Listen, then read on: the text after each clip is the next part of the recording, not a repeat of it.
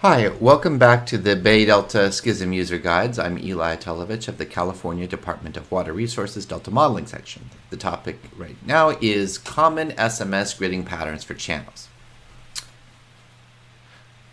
The first pattern that we're going to look at involves where channels diverge around islands. The way to triage these cases is to ask whether the angle of the divergence is shallow, with both sides connecting to the main channel in the streamwise direction, as shown in the left case, or whether there's one flow direction that's kind of deeper and has more of a main flow, and the other channel comes in nearly at a 90-degree angle, in which case it may join in from the side of the other channel. We'll look at both. I've listed some suggestions about both prototypes. First of all, above everything else, you need to have good visualization of the important contours to differentiate between these cases and to see what's going on. We have a whole video on that, and it's one of the most neglected steps by new users. For the shallow angle case, where things are connected in a streamwise direction, what we generally do is grid an entrance arc on both channels, not trying to go across, at least initially, not going across the entire single channel portion. We try to do this in a way, though, that looks like it's kind of like a straight line. You try and get the upper and lower sub arcs to form a near line with this little tip of the island. That sometimes causes little kinks in the grid that will propagate down the patch. So sometimes I also put a guard arc down a certain distance away, and any little blips here can't propagate past that guard arc.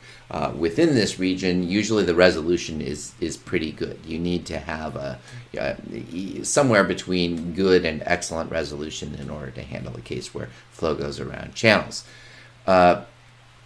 In the case of the orthogonal connection, it's particularly important to avoid skew. The streamwise discretization length on this main channel is going to become the cross-stream discretization on the channel that's joining it.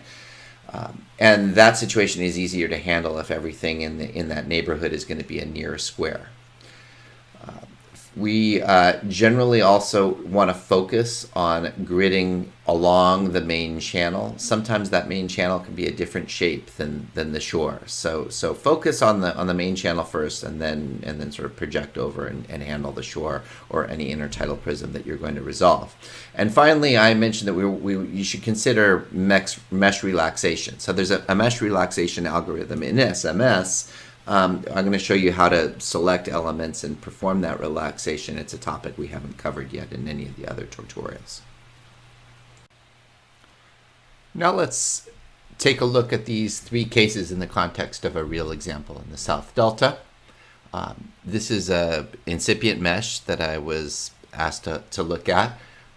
You can see there are three islands in the immediate view, one right here at the bottom left, and then two in the upper right. I have changed the color scheme a little bit to illustrate the direction of flow in the main channel. You can see that in the clustered contours here and here. The first example in the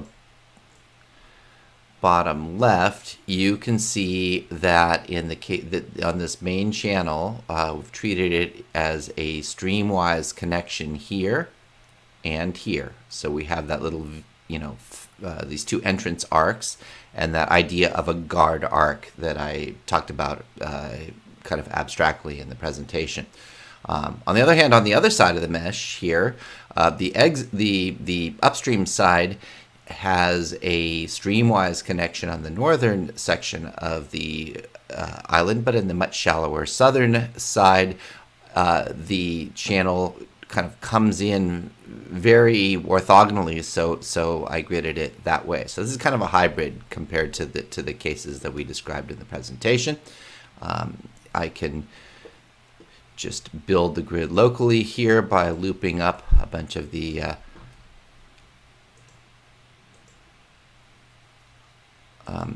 it's also probably might be a little bit interesting, since we are talking about islands, to mention that you can choose a grid type of none. if you want to exclude an area, and I just did that for demonstration purposes.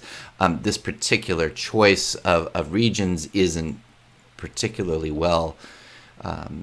Yeah, it's got a height of 2.68 meters. If you look at the bottom right of the screen, you can see that number. And so I might not do this in an application. The whole thing would be overtopped in a really big flood. If we look at the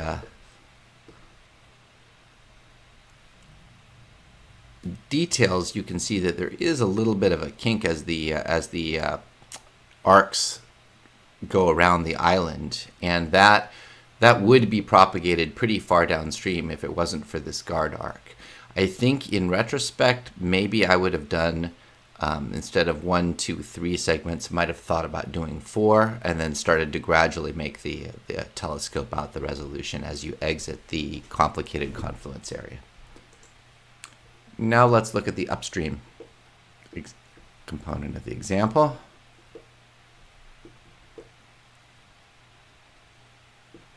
Here we've got 2 islands. One is here, the other is here. So we have to address the fact that we have to make a transition and then quickly go back to being split around an island. You can also see that there's a very strong sense of a main channel through here, particularly around this upper island. So what I decided to do here was to grid along a contour that was fairly deep, and you can see that I'm pretty well resolved inside of that main channel. So relative to that, the connection downstream is still streamwise. It's also streamwise here on the northern side of the lower island, but this island comes in laterally and this island comes in laterally, and I had to play around a little bit with the sort of buffer zone that connects that. Let's grid that up and see how that looks.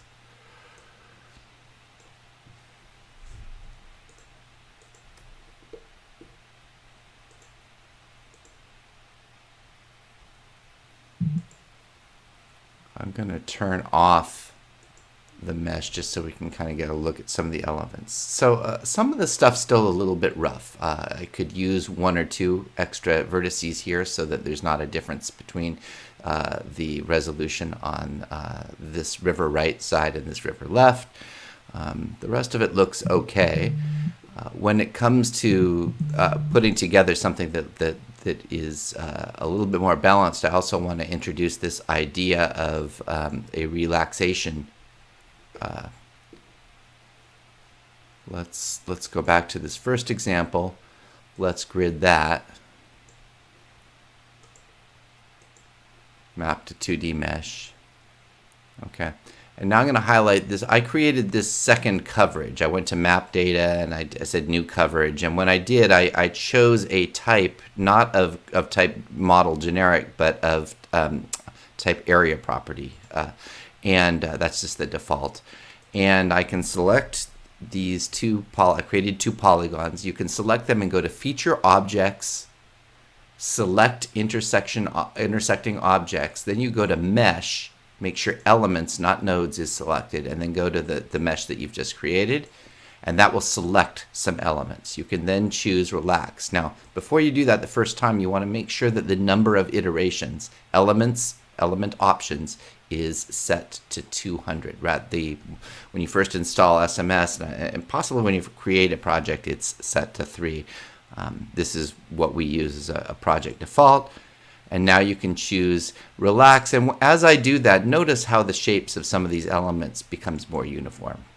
Okay, so that's a big quality improvement, but it can also move nodes off of target contours. So you have to be judicious in using this.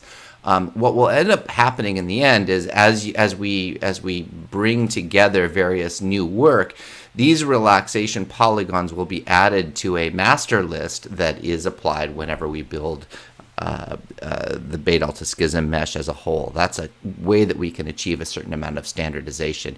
Otherwise, things like relaxation, if you just gonna go to the mesh menu and loop things with the element tool, yeah, you can select things, but how will anyone ever be able to reproduce it?